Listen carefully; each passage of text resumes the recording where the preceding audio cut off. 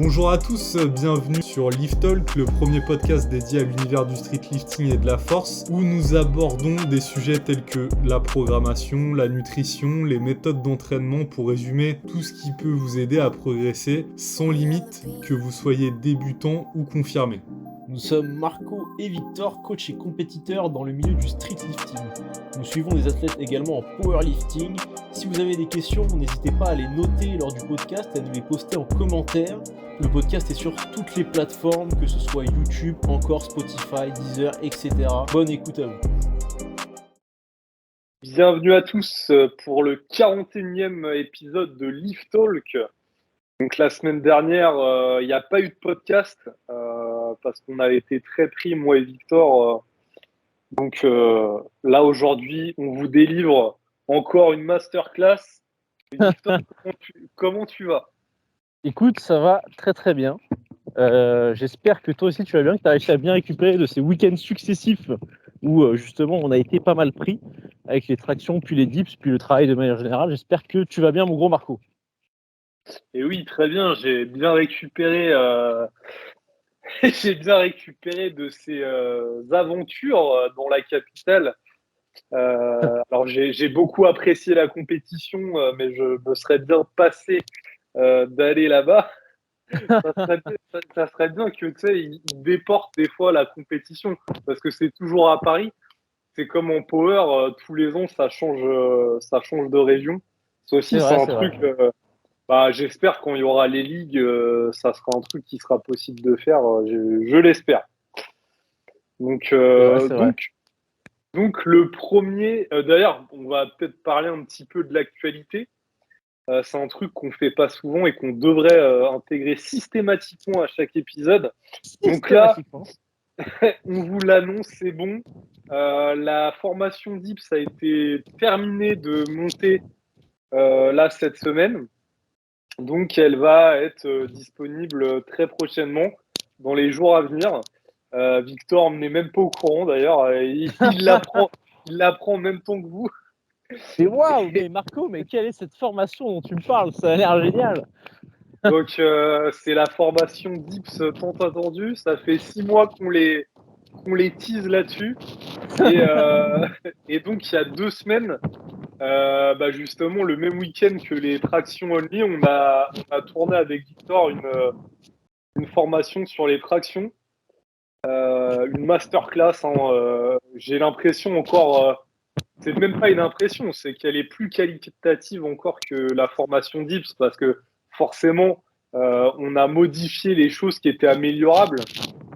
Exactement. Fort de notre expérience sur le premier tournage, on a pu adapter, ajuster déjà.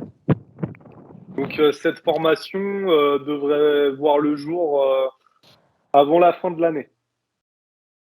Donc formation traction fin d'année, formation DIPS, on va dire mi-novembre. Voilà pour ça. Ils pourront reprendre l'année suivante, ils pourront s'entraîner directement en partant sur des bonnes bases. C'est ça que tu es en train de nous dire. Exactement. C'est merveilleux. C'est un très bon investissement sur soi-même quand on est passionné de la pratique du street lifting.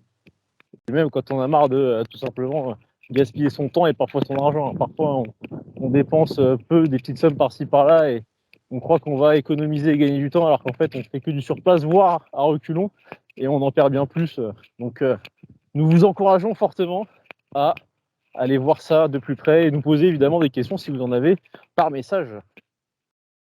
Exact. Et puis surtout aussi, il y a une petite surprise.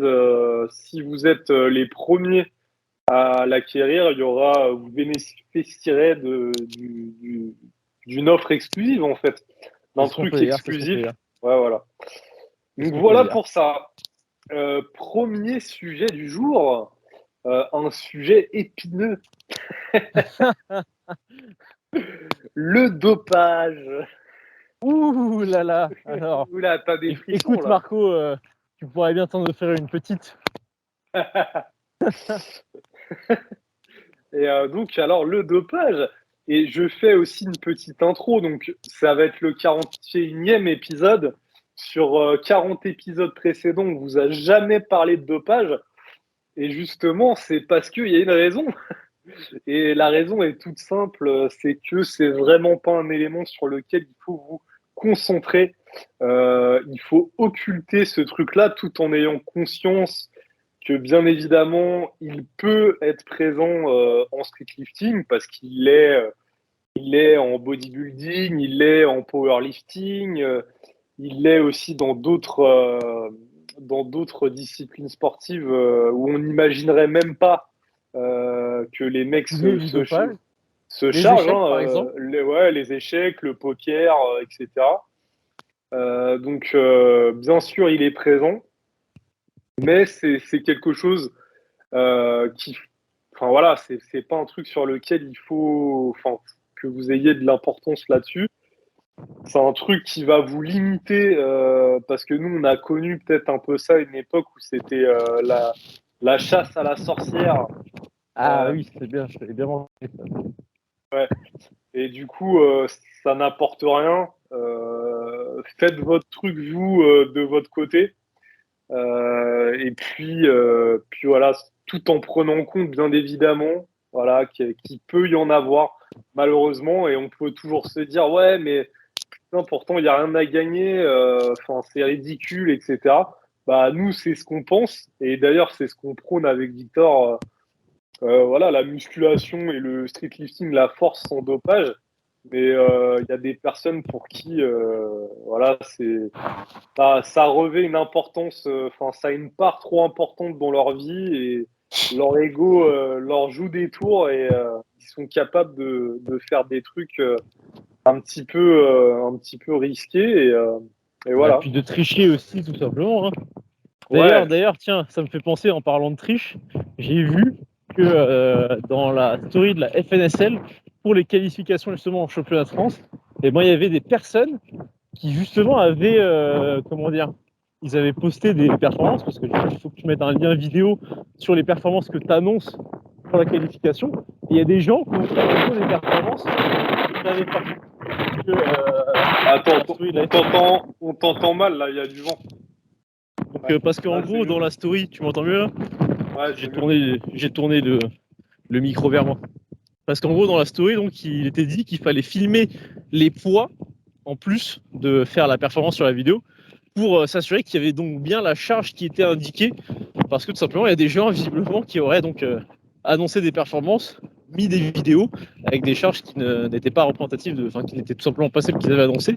Donc c'est à nouveau un exemple de triche que se doper. Bon, après, je cherche pas à ranker l'un par rapport à l'autre, on s'en fout. Mais c'est tout simplement pour dire que le dopage, c'est également tout simplement de la triche. Donc si vous vous sentez bien avec ça, eh ben, grand bien vous fasse.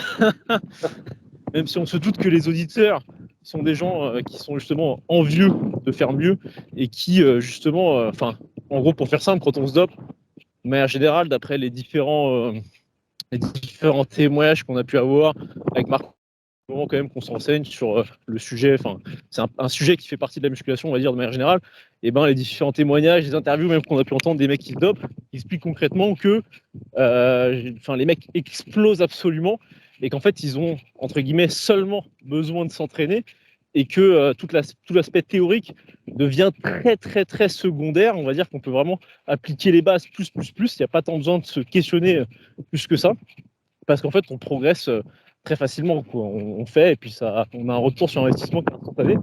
Et forcément que si vous nous écoutez, eh ben, a priori, vous vous questionnez, donc vous ne faites pas partie de cette catégorie de personnes.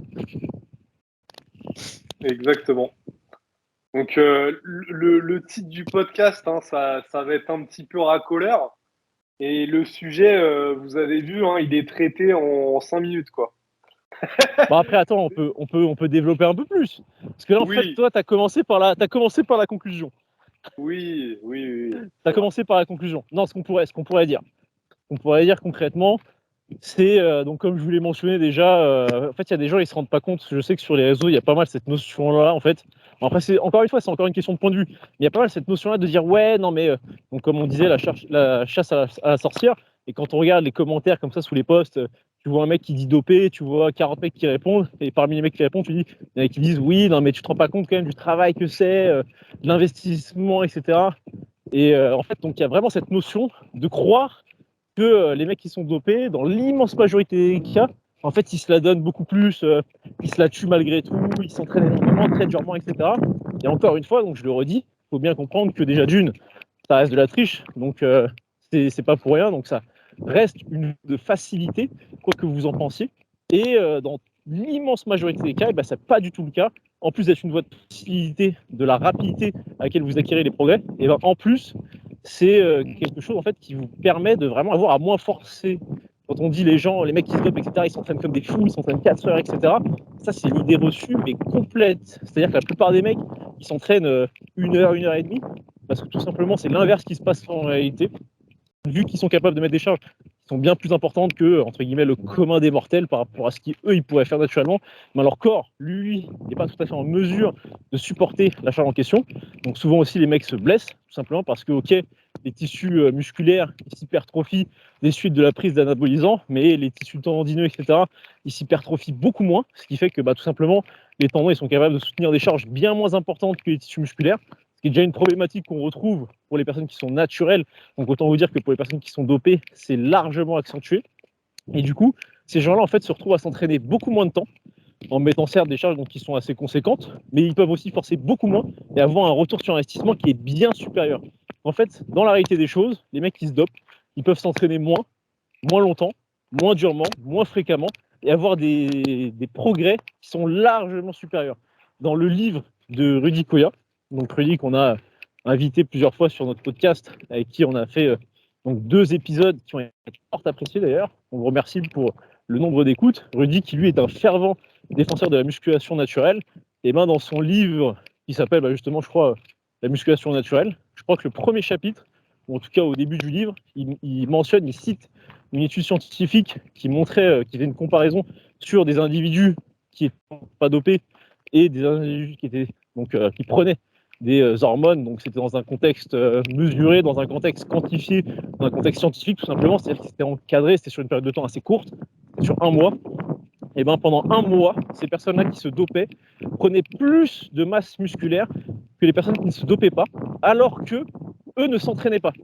C'est-à-dire que pendant 1 mois, les personnes qui ne se dopaient pas s'entraînaient avec un programme 4 fois par semaine, quelque chose comme ça, je ne me rappelle plus exactement du protocole, et les autres ne s'entraînaient pas, simplement avec la prise de produits, sachant qu'en plus, c'était donc comme je l'ai dit, dans un contexte contrôlé, etc., scientifique.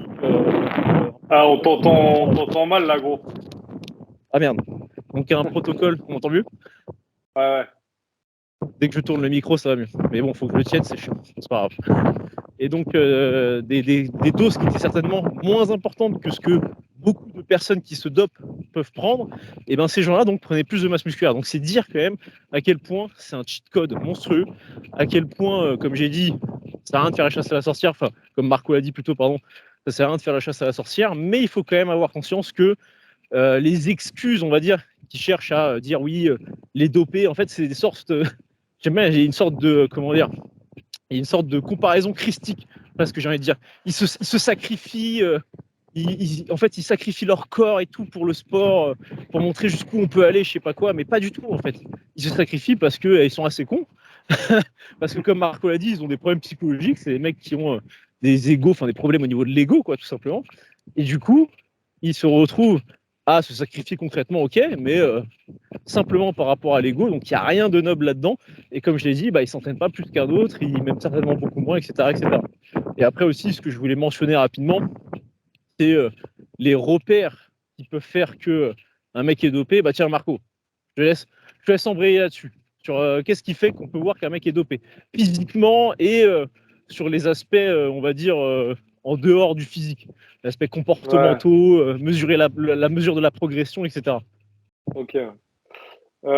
Déjà physiquement, on en parlait en off là. C'est des physiques, on va dire, qui sont complètement hors normes au niveau des proportions. Ça se repère quand même assez facilement au niveau de la ceinture scapulaire, notamment des épaules énormes en noix de coco. Je sais plus qui disait ça. Je sais plus, c'est un YouTuber qui disait ça. Un haut de pec, des pecs énormes, des trapèzes énormes, etc. Souvent, c'est ça qui peut mettre la puce à l'oreille. Il y a également forcément tout ce qui est boutons, acné, etc. ça peut encore donner des pistes, même si des fois ça n'a strictement rien à voir avec la prise de produit, hein. Et puis surtout en fait au niveau des performances et de la progression, c'est quelqu'un par exemple même physiquement du coup hein, qui part d'un niveau -10 et qui arrive à atteindre des niveaux mais élites on va dire en très peu de temps alors qu'il partait, il s'entraînait peut-être déjà depuis un moment et il n'avait pas les résultats escomptés et il a un boost de progression et en fait il fait que progresser, que progresser, que progresser tout le temps, tout le temps, tout le temps. Bah, de toute façon, voilà, hein, des fois ça se voit, on le voit même. Bah, d'ailleurs, il y a un mec là qui s'est fait prendre récemment en powerlifting là, en moins de Non, 70. justement, en fait, c'était. Donc, en fait, ça, ils ont visiblement. Tiens, vas-y, Ils se sont gourés. on fait un petit aparté vite fait là-dessus. La FF Force, justement, le compte Insta de la FF Force a publié hier, je crois, hier soir, un screenshot en Communiqué, gros. ouais. Ouais, un communiqué, un screenshot pour expliquer. En fait, c'était donc pas une personne qui participait dans la catégorie force athlétique, mais dans la catégorie haltérophilie. Donc en Ah fait, oui. tout simplement, la personne qui était concernée n'était probablement pas celle qu'on pensait. Donc celle qu'on pensait qui s'appelle Andrea Nikaya, je ne sais plus exactement son prénom, nom. C'est un gars donc qui est en junior, moins de 66, qui a été coaché longtemps par la team OPT. Et donc, bon, pour faire vite fait de ce que j'en ai compris, de ce qu'on a perçu, l'historique de la news. Donc lui, il a été mis sur le devant parce qu'en gros, la personne qui avait été soupçonnée de dopage, donc a priori qui était donc dans la catégorie haltérophilie, donc rien à voir, eh ben, elle a été destituée de ses titres, mais elle est restée anonyme, en gros. On n'a pas dénoncé, on n'a pas dit, ok, c'est cette personne-là. Simplement, la personne a été destituée de ses titres. Parce que forcément, Ouais. bah, si on apprend que tu es dopé, on t'enlève le titre que tu as eu, après le contrôle, etc. Ça, c'est assez logique. Et de ce que j'ai cru comprendre, a priori, ce mec-là, justement, avait été effacé, en quelque sorte, de la fiche des résultats Ouais. de la compétition des championnats de France junior. De ce que j'ai compris, hein. Vraiment, là, j'essaie de dire un truc, ça se trouve, je vous dis d'énormes bullshit. Et c'est bon, ça avait posé des questions, parce qu'il y avait quand même surtout de circonstances où ce mec-là, à ce même moment-là, etc., avait été destitué visiblement d'un titre. Et du coup, il avait été supposé comme étant la personne en question, alors qu'a priori, bah, ce ne serait pas le cas. Donc, après, voilà. C'est pour la petite aparté sur l'aspect des news. Attention au son, on t'entend plus là. Merde, c'est C'est bon. mieux. Ok, d'accord. Bah, en gros, voilà. Donc, comme tu disais, Marco, voilà, un pic de progression. Le mec avait une progression donc assez stable, assez normale, une courbe de progression assez normale. C'est-à-dire, si je suis débutant, bah, je progresse assez vite au début, et plus j'avance dans le temps, et plus je vais progresser assez lentement. Et là, boum, d'un seul coup, on va savoir pourquoi. En fait, je suis redevenu débutant, dans le sens où je reprogresse très vite, mais pourtant, je n'ai pas le niveau d'un débutant à la base. Et du coup, je vais à un niveau qui est encore bien supérieur. Donc ça, voilà, typiquement, c'est quelque chose qui peut largement mettre la puce à l'oreille pour trouver un mec qui est dopé. Comme Marco l'a dit, voilà, après les proportions, il y a aussi un aspect, je dirais presque, qui s'explique pas et qui se repère en fait à l'œil à force de voir des physiques, donc des mecs qui sont naturels versus des mecs qui sont dopés. C'est une sorte de. Les mecs ont l'air tout le temps très remplis, en fait. Ils ont l'air vraiment. Parce que vous, par exemple, vous pouvez remarquer, si vous vous observez un petit peu, moi je sais qu'à l'époque où j'étais donc à fond au bodybuilding, etc., j'étais beaucoup plus soucieux, on va dire, de mon apparence et je m'en rendais pas mal compte. Là maintenant, c'est un peu moins le cas, mais il y a des jours où vous allez paraître plus ou moins rempli, plus ou moins plein, etc., plus ou moins balèze d'un jour à l'autre quasiment. Alors qu'a priori, il ne devrait pas y avoir tant de raisons. La masse musculaire, ça ne fluctue pas du tout à cette vitesse-là. Donc, ce qui va changer pas mal, ça va être notamment les stocks de glycogène intramusculaires et l'eau qui s'accompagne de ces stocks de glycogène-là, parce que en plus du glycogène, on va retenir de l'eau dans les muscles, ce qui va participer au volume musculaire et donc à l'apparence, au rendu. Et ces mecs-là, en fait, ils ont l'air d'être tout le temps à fond plein, presque même congestionnés tout le temps, en fait. C'est-à-dire que les mecs, ils ont l'air vraiment. Tu leur mets n'importe quel t-shirt, tu as l'impression qu'ils vont le remplir, l'exploser. Ils rentrent toujours bien. Pas trop flotteux, machin. Souvent aussi les veines très apparentes, ça c'est un autre signe aussi. Donc bon, à nouveau, comme j'ai dit, Et comme Marco l'a dit, c'est des trucs qui, mis un par un, c'est pas parce que lui on voit beaucoup ses veines, il est dopé. Lui il a des boutons dans le dos, il est dopé. Non, c'est vraiment un cumul de plusieurs choses qui permettent de, à nouveau, seulement soupçonner la personne. On peut jamais être certain à 100%, à moins que la personne ait fait un test et que le test s'est avéré positif. On peut simplement avoir des soupçons. Donc après, il faut rester aussi réaliste par rapport à ça. Il y a parfois des physiques qui sont hors normes et qui peuvent rester naturelles, qui peuvent mettre le doute, mais qui peuvent rester naturelles. Et vous ne pouvez pas vous permettre de dire dopé, machin, etc. On ne peut jamais être vraiment sûr, moins que la personne ait fait un test. Voilà. Voilà, où elle l'avoue aussi, quoi. Ou, là, a priori, c'est vrai qu'il n'y a pas eu trop. Il y a eu beaucoup de personnes qui ont pas avoué alors qu'ils l'étaient. Et il n'y a pas eu trop de personnes qui ont dit qu'ils étaient dopés alors qu'ils ne l'étaient pas. Ça, c'est vrai. Donc, a priori, si la personne avoue, bon, comme à l'époque, Ulysse, donc un mec qui participe, je sais plus, en classique bodybuilding, ou enfin, en tout cas, c'était un mec à la base qui était pas forcément dans le monde du body, je crois, mais qui était surtout un mec de l'époque esthétique, machin, etc. Pour ceux qui ont connu aussi Nathan Mozango, et ben Ulysse, lui, il avait posté une photo où il posait, il faisait la pose un peu d'Arnold, avec le bras en haut et l'autre bras en arc de cercle, là. Et en fait, la lumière faisait voir de manière assez claire qu'il avait une gynécomastie. C'était assez prononcé, en fait, avec le bras qui était levé, du coup, parce que ça étirait le pec. Donc, ça faisait que la masse musculaire du pec, elle cachait moins la potentielle gynécomastie. Du coup, on voyait vraiment bien une gynécomastie. Et du coup, parmi les hashtags, il avait mis natural. Et en fait, les gens l'avaient incendié dans les commentaires, etc. Et du coup, en fait, il avait enlevé le hashtag natural à l'époque. Ça remontait vraiment un petit moment. Et du coup, c'était une sorte à l'époque d'aveu des gens, en fait, de ok, bon, tout le monde a cramé. Bon, j'enlève ce hashtag, c'est bon. Nique sa race. Ouais, et lui, il était marrant parce qu'il avait dit, vas-y, j'arrête et tout, je suis naturel. Et le mec, il a repris de plus belle après. Ça, c'est Nathan Mozango, ça. Ouais, C'est pas Nathan Ulysse. Mongongo, ouais. Oui, oui. Ouais, non. Ouais, lui, ça, c'était. C'était Là, marrant. lui, il est carrément énorme. Il est Et carrément. je sais pas si, enfin, moi, je le suis pas, hein. Là, on sort un petit peu du cadre du street lifting et de la force. Mais tu sais, Efkan, tu te rappelles de Efkan, là, Oui, oui, From bien sûr, Human ouais. to God? From Human to God, ouais. Lui, j'ai vu des photos de lui là récemment. Il est dedans, hein. Ah ouais, et il se Ah serait. ouais, ouais, C'est bien possible, hein. il est tombé De toute dedans. façon, après, comme on a dit, voilà, à chaque fois, ça peut être que des soupçons. Mais voilà, des soupçons, tout le monde peut en avoir. Bon, ouais, il y a des soupçons de certaines personnes que je vais estimer plus que d'autres.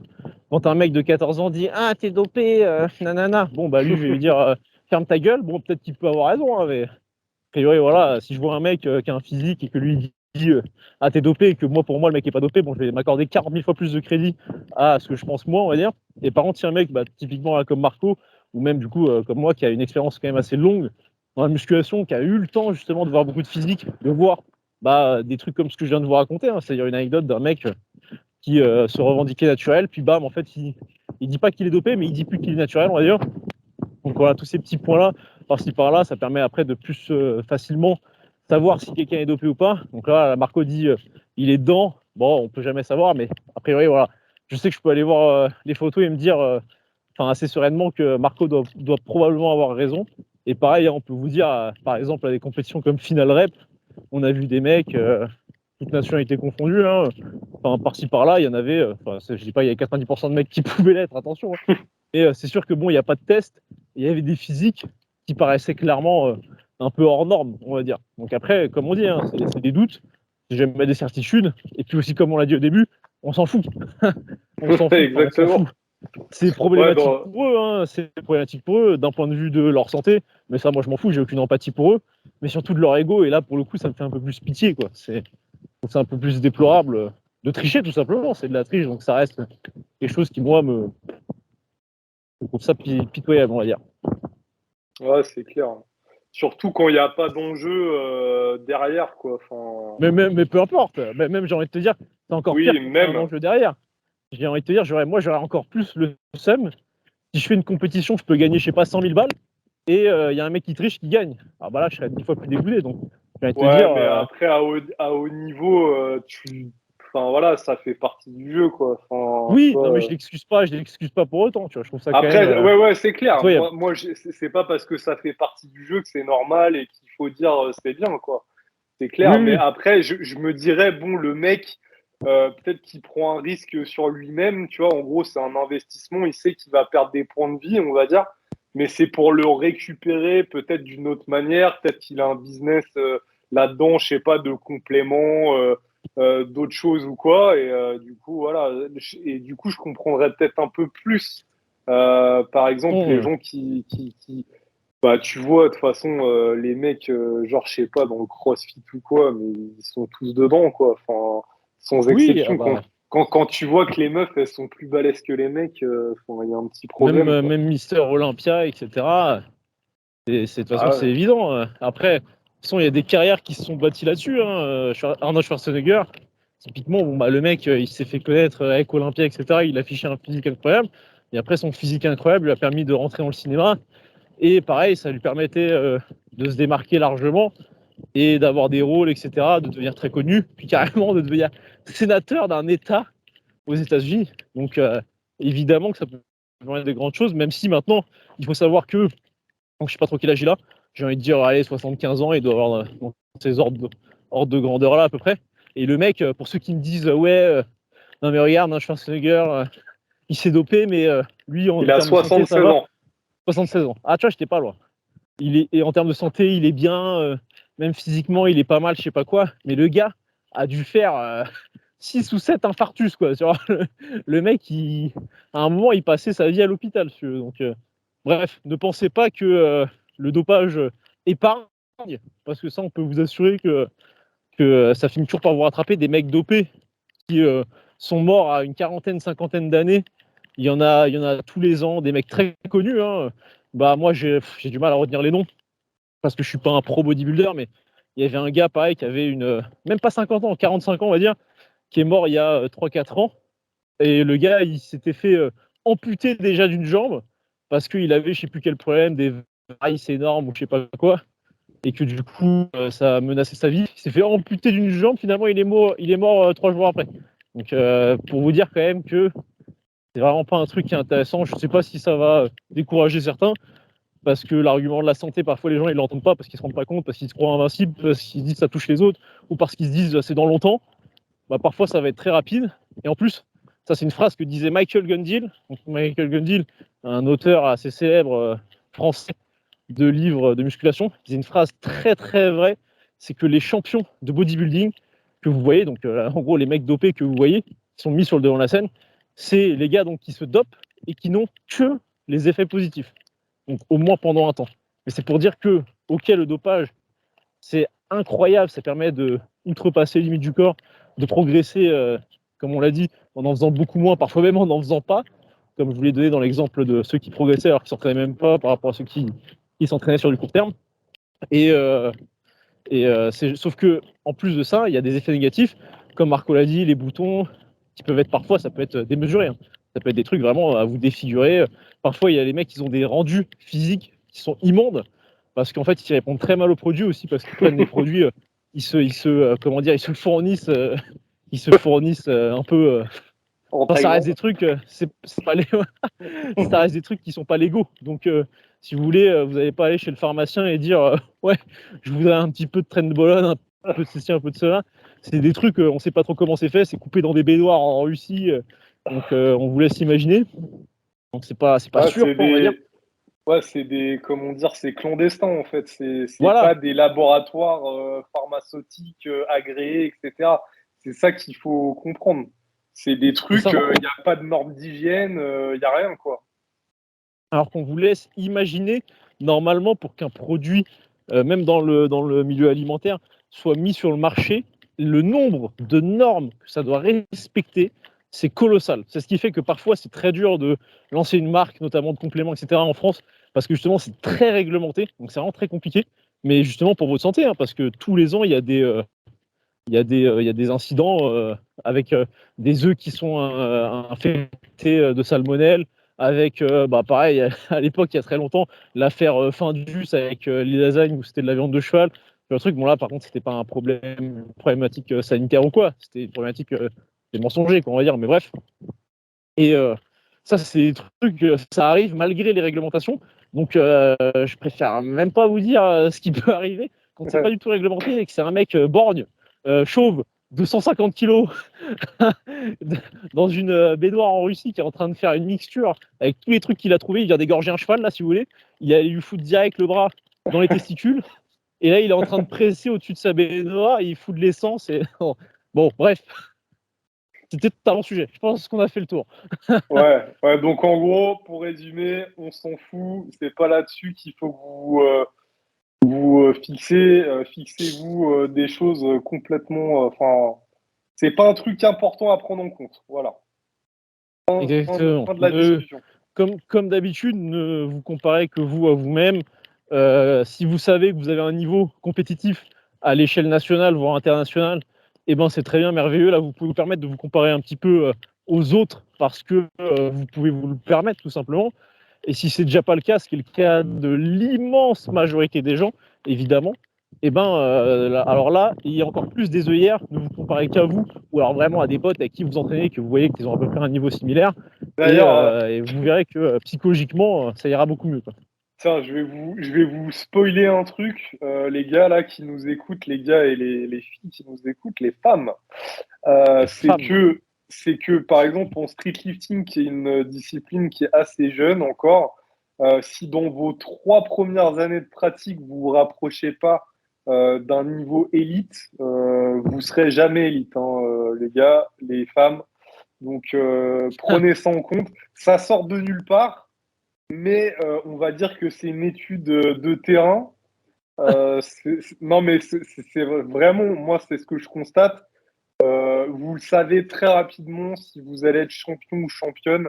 C'est pas au bout de 5 ans, surtout en streetlifting, qui est une discipline qui est jeune. Pour d'autres choses, c'est beaucoup moins le cas. Mais si dans les 3 ans, vous vous rapprochez pas d'un niveau champion, c'est mort pour vous et vous serez sans doute jamais champion, quoi. Voilà. Je suis désolé, hein, C'est une analyse, je vais vous c'est une casser le analyse moral, mais c'est une analyse d'une tristesse incroyable, ouais, mais de justesse, je pense, c'est tout à fait. tellement, Ouais. c'est tellement vrai que Bon, voilà. il y a des petits contre-exemples, mais ils sont très peu nombreux. Genre des gens qui sont très Exactement. jeunes qui nous écoutent. Si vous avez 14, 16 ans et que vous appliquez ça, bah là pour le coup, c'est pas forcément vrai puisque Non. vous êtes encore dans un cocktail hormonal qui fait que vous pouvez encore tellement progresser à une vitesse incroyable d'une année à l'autre.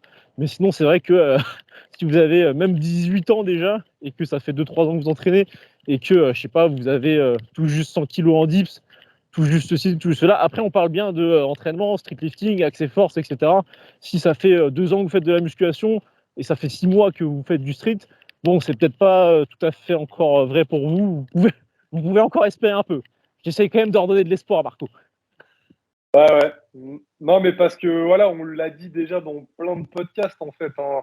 Tout le monde veut faire les France, tout le monde veut être champion. Mais comme je l'avais mis dans une story, il y a beaucoup d'appelés, très peu d'élus, quoi. Donc C'est vrai. c'est pour ça qu'il faut que vous enfin, faut que vous voyez, vous, par rapport à vous, en fait, c'est une compétition avec vous-même. Et des fois, c'est un petit peu nocif de regarder ce qui peut se faire à côté, même si ça peut être une source d'inspiration. Mais faut pas que vous pensiez systématiquement que c'est atteignable, en tout cas pour vous. Parce que le fait de se donner les moyens, c'est une chose, mais c'est pas ce qui va faire de vous un champion ou une championne. Et c'est malheureux. Et c'était la femme là qui fait du powerlifting qui l'avait dit. Je l'avais repartagé sur Instagram. Ah oui, oui, oui. En muscu et en power, en streetlifting, en fait, la génétique, c'est la majorité. En fait, c'est ce qui a le plus d'importance dans votre potentiel de progression. Et elle disait un truc très juste. Si vous faites, il y a par exemple des gens qui font tout bien, peut-être encore 2 fois mieux que des champions. Ils ont une implication qui est énorme, mais ils seront jamais champions, quoi. Et il y en a qui sont très très très loin de l'être ou de le devenir.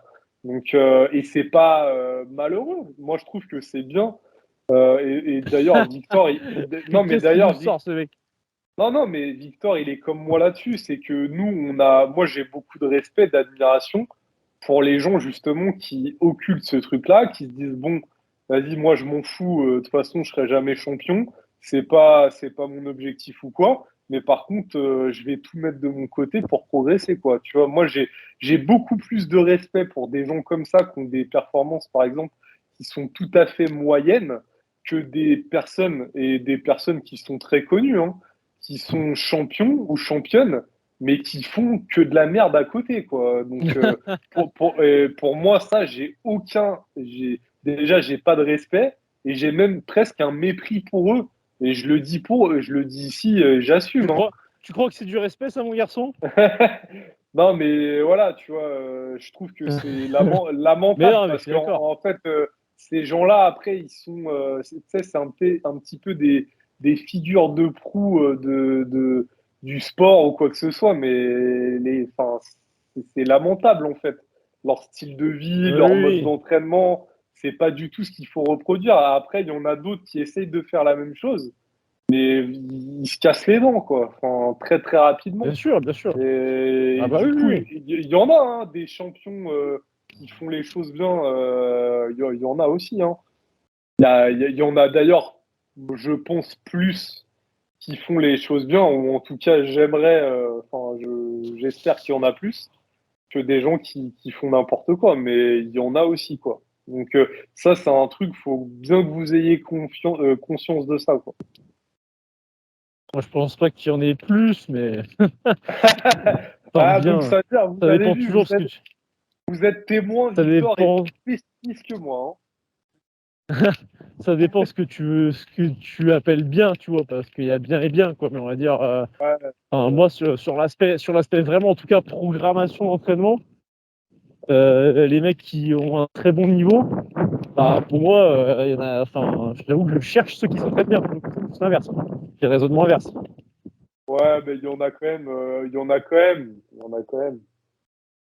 Ouais, bah après tout est. En fait, si tu veux, moi je rehausse mon référentiel de bien s'entraîner proportionnellement au niveau. C'est-à-dire que quand je Ah vois oui. un mec, je sais pas, je réfléchis, tu vois, j'essaie de dire un comparatif, mais quand je vois un mec, je sais pas, qui échoue, je sais pas, sur un Ah oui, mouvement, d'accord. ou qui est très Ok. très dur, ou qui est très très dur, une semaine sur deux, et que le mec, il a Non, des mais perfs attends, j'ai moyennes, un truc encore en, plus concret, gros.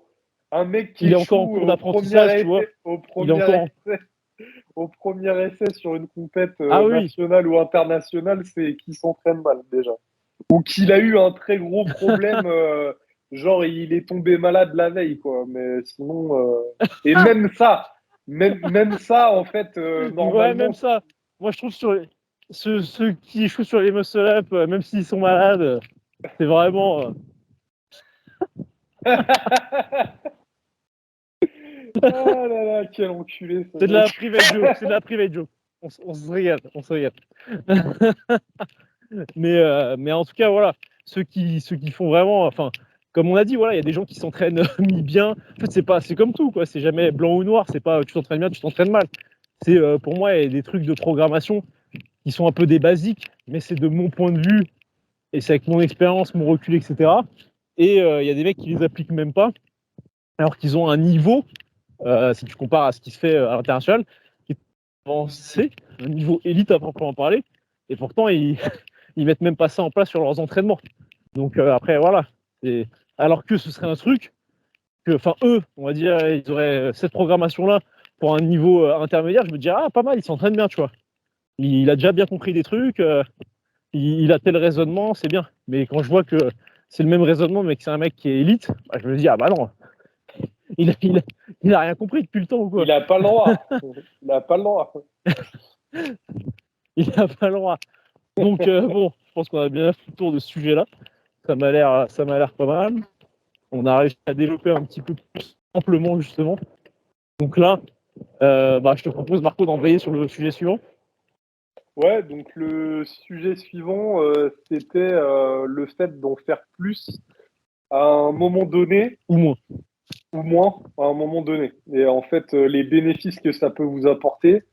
Et bon, déjà, pour introduire... Et les conclusions que vous pouvez en tirer aussi. Les Ouais, conclusions que vous pouvez en tirer.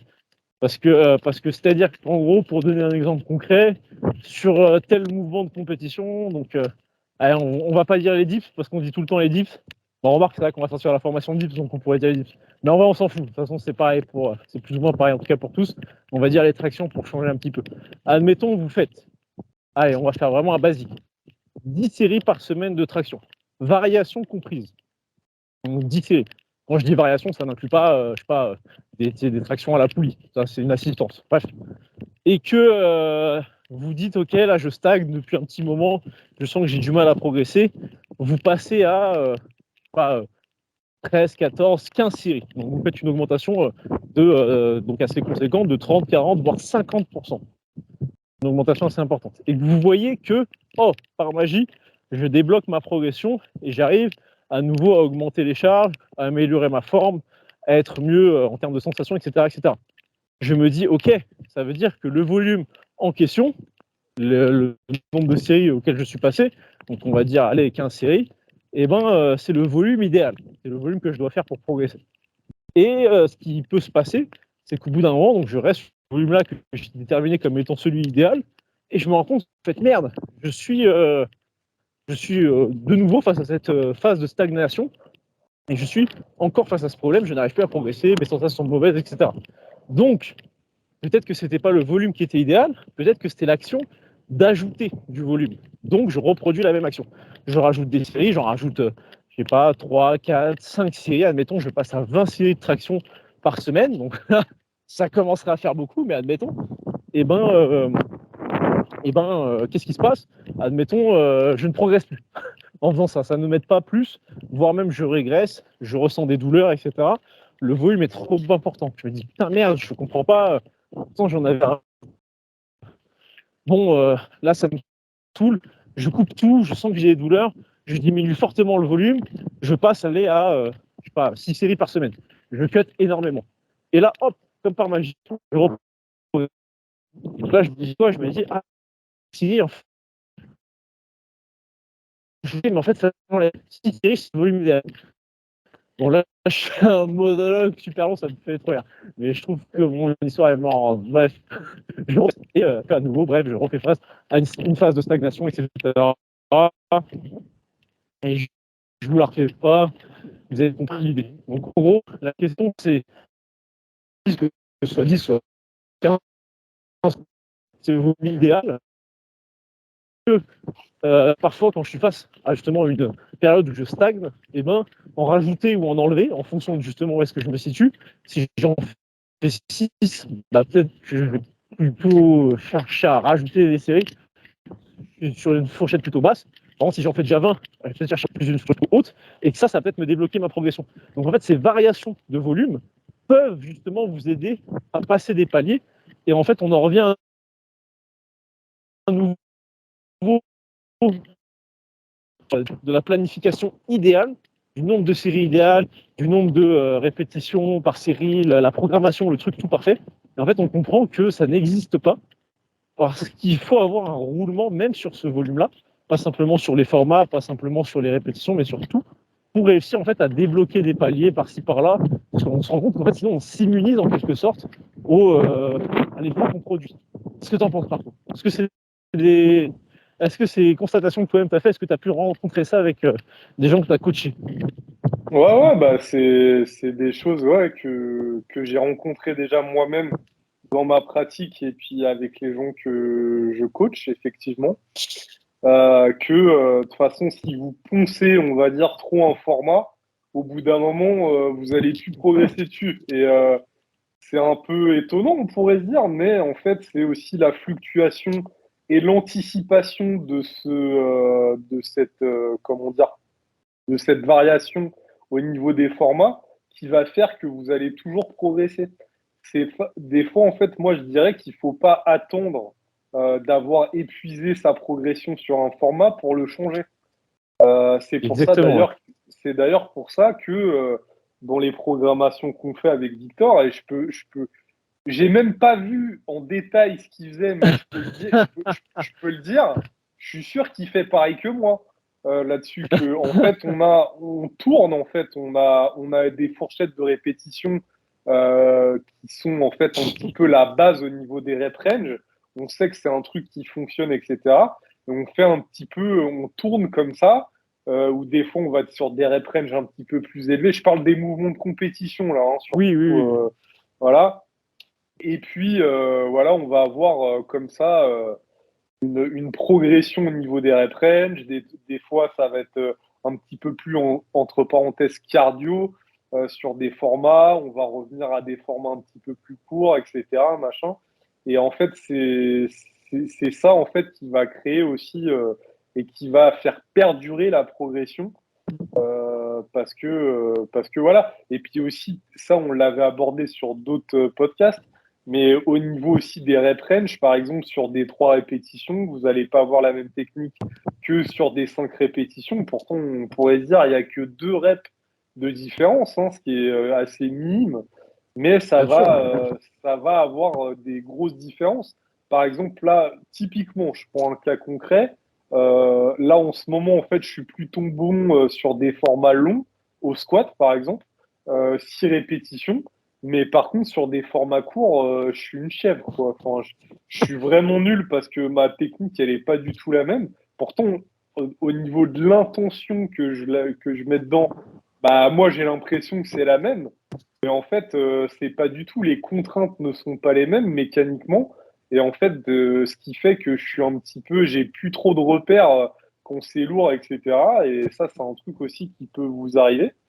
Et du coup, il va falloir que je migre, on va dire, petit à petit sur des formats plus courts pour en fait me réadapter sur voilà, des rep range style, je sais pas, des doublés, des triplés, des choses comme ça. Ça rejoint un petit peu, ça complète un petit peu ce que tu viens de dire peut-être.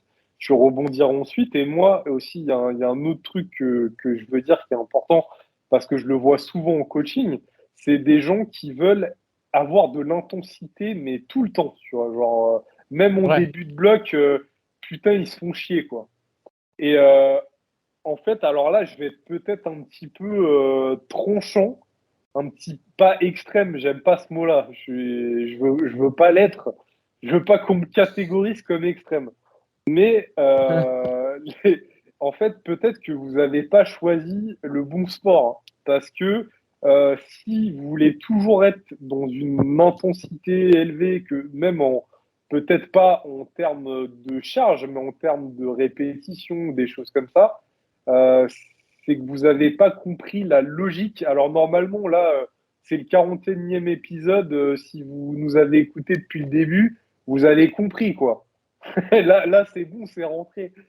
Et peut-être souvent, enfin moi je le vois souvent avec des gens, par exemple, qui ont été souvent en auto-coaching pendant longtemps ou qui démarrent la pratique. C'est les deux cas de figure que je rencontre souvent et des gens qui s'emmerdent un peu en début de bloc et qui comprennent pas et qui font des fois d'ailleurs des hors-prog dès le début de bloc, tu vois, le truc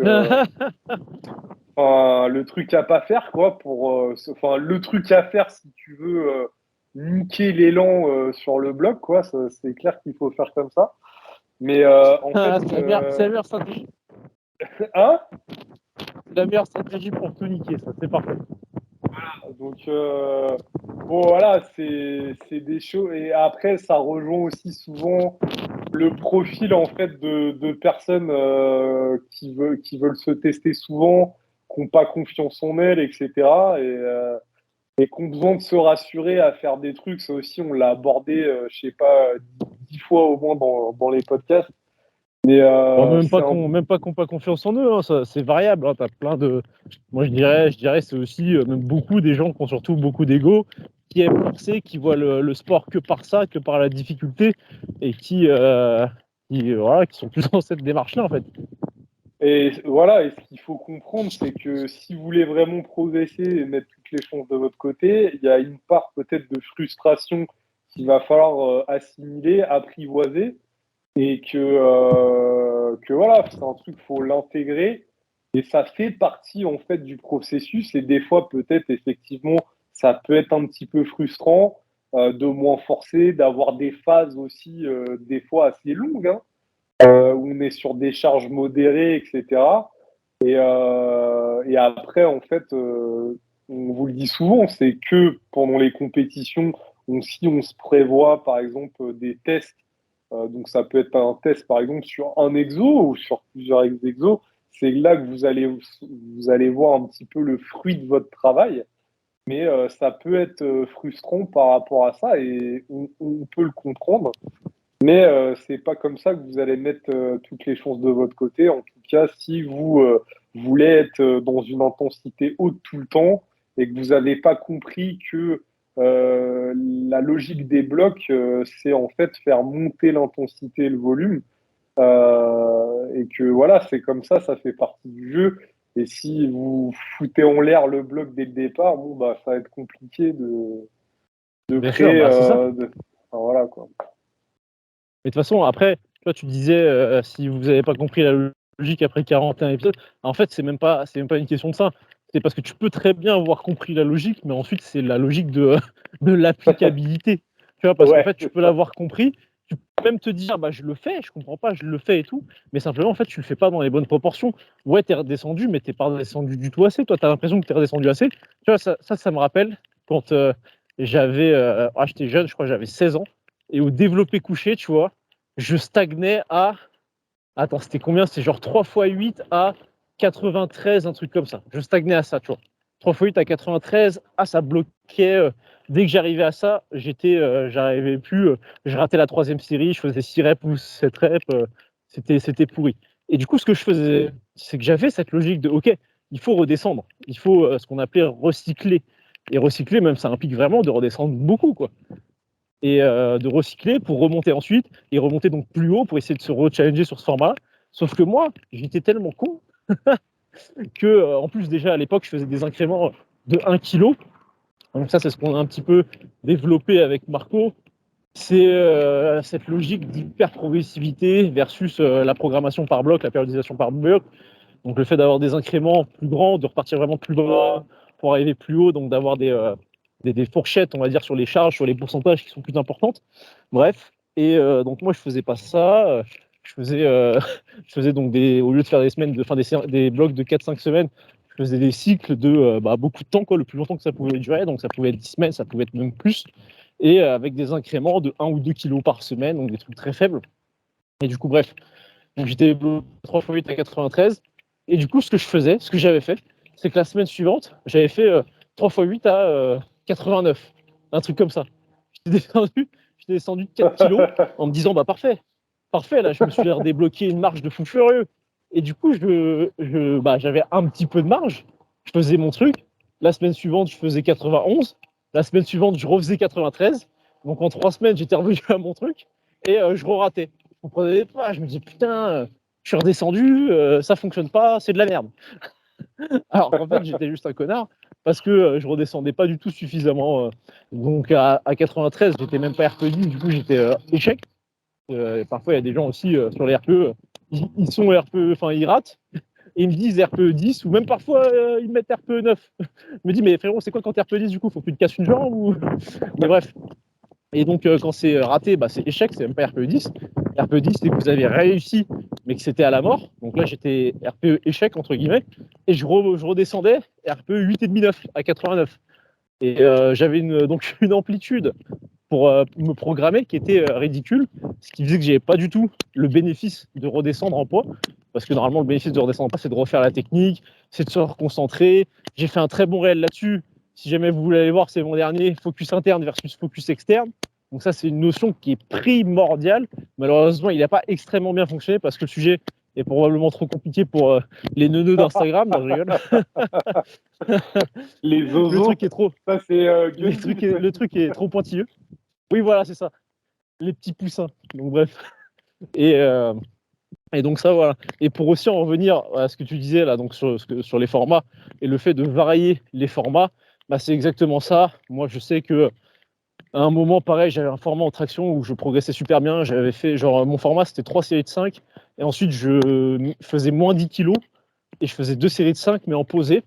et ça me permettait d'avoir un bon focus sur le posé. Après, ça se transférait bien du coup sur le format principal du 3x5, etc. Donc, en gros, j'avais 5 séries de 5, dont 2 en posé, et ça fonctionnait super bien. Premier bloc, premier bloc, je fais 52,5, 42,5 en fin de bloc, avec une bonne marge, très propre, super. Donc je me dis, ok, bloc suivant, je fais un incrément pas énorme, je monte à 55 pour conserver un bon momentum. Pareil, je refais tout un bloc, j'arrive à 55, nickel. Bonne marge similaire à celle de 52,5. Et là, je me dis quoi? Je me dis, bah nickel, je vais refaire encore la même chose. Je vais réutiliser le même format, le même cycle, tout pareil, puisque ça a bien fonctionné. J'ai réussi à conserver le momentum. Et c'est là où j'ai fait l'erreur, c'est que souvent, en fait, on croit que ça a bien fonctionné, on reproduit tout pareil en décalant simplement les pourcentages d'1 ou 2% pour arriver un peu plus haut. Et ça finit par s'épuiser. Comme j'ai dit, en fait, on s'immunise, c'est vraiment ce terme-là qui est important à retenir, on s'immunise au format. Et du coup, ce qui s'est passé, c'est que du coup, je voulais viser 57,5 en fin de bloc, 3x5 à 57,5, 2x5 en posé à 47,5. Et bref, je me rappelle plus ce que j'avais fait, mais j'avais foiré, quoi. Ça, c'était un truc qui m'avait pas mal déçu à l'époque. Je m'étais dit, putain, yes, c'est super propre, ça fonctionne trop bien et tout. Et finalement, bah voilà, encore une fois, il n'y a pas de truc magique, il n'y a pas de recette magique, il n'y a pas de format magique, de progression ou d'entraînement quelconque, peu importe. C'est toujours une question de savoir faire un bon turnover, d'utiliser les bons rep range au bon moment et de changer par moment. Donc ça rejoint aussi d'ailleurs une autre logique qui est très importante, c'est qu'on vous dit souvent attendez avant de vous tester. Ne vous testez pas systématiquement, ne faites pas des singles RPE 10 par-ci par-là pour voir, etc. Mais là, quand même, je vais venir un peu, pas contredire, mais nuancer ça. Faites quand même parfois des singles RPE 10. Donc, quand on dit parfois, on vous l'a dit, en gros, le bon temps pour ça, c'est tous les 3 mois, tous les 4 mois, même je trouve c'est pas mal, tous les 3-4 mois en gros, pour tester, parce que ça vous permet quand même d'avoir cette logique de voir en fait si ce que vous avez fait, ça fonctionne vraiment sur ce que vous voulez à la base. Moi, je suis parfois tombé dans la logique de ce que j'appellerais l'overbuilding. C'est en gros, on surconstruit, on veut tellement construire, mais on n'exploite jamais. On ne vérifie pas si ce qu'on a construit, ça se transfère bien. Et le truc, c'est que le moment où on transfère, on se dit putain, bah là, vu tout le temps que j'ai eu pour construire et comment j'ai bien construit sur toute cette période de temps, ça va être énorme. Sauf que, comme Marco l'a dit, les séries de 5, c'est pas pareil que les séries de 3, et les séries de 3, c'est encore moins pareil que les séries de 1. Et vu que c'est les séries de 1 sur lesquelles vous voulez progresser, si pendant trop longtemps vous devenez spécifique à un format, un type d'effort, vous serez très performant dessus, mais ensuite ce sera dur en quelque sorte de vous détacher de ce format-là. Et si vous ne faites pas un turnover assez fréquent et avec les bons timings, ça fait qu'en fait, simplement, vous stagnerez et vous n'aurez pas les bénéfices recherchés sur des fois 1. Exactement. Que Marco s'est endormi. Ah non, c'est bien. Non, J'espère exactement. que tu te délectais de. Ouais, franchement, j'écoutais ton cours là, très intéressant. Ça me fait très plaisir. Franchement, j'ai rien à rajouter. On a bien fait le tour, donc vous savez maintenant, vous savez, vous serez au courant. Vous ne pouvez plus dire que vous ne savez pas, c'est fini. Voilà, c'est ça. Et comme d'habitude, lâchez un commentaire, un like, une note aussi sur Spotify par exemple. Ça nous aide pour le référencement et ça nous motive aussi à continuer ce podcast-là parce que Puis on le n'hésitez fait pas d'ailleurs à totalement partager et à nous gratuitement. taguer. Exactement aussi, ouais. Donc ça, on le répète pas assez. Et sinon, ça va être tout pour cet épisode-là. En tout cas, on vous souhaite une très bonne fin de journée. On vous dit au prochain épisode de la semaine prochaine parce que là, c'est bon, on reprend le rythme. Là, c'est bon, les compétitions sont terminées pour l'instant. Enfin, terminées. Il y a encore les France, mais voilà. Il n'y a que les France, écoute, il n'y a que ça. Il n'y a les que France ça. 4 mouvements, que la plus grosse compétition de l'année. Bon. Voilà, c'est tout. Parfait. Bonne fin de journée à toi, Victor. Et puis à la semaine prochaine. Merci à toi aussi.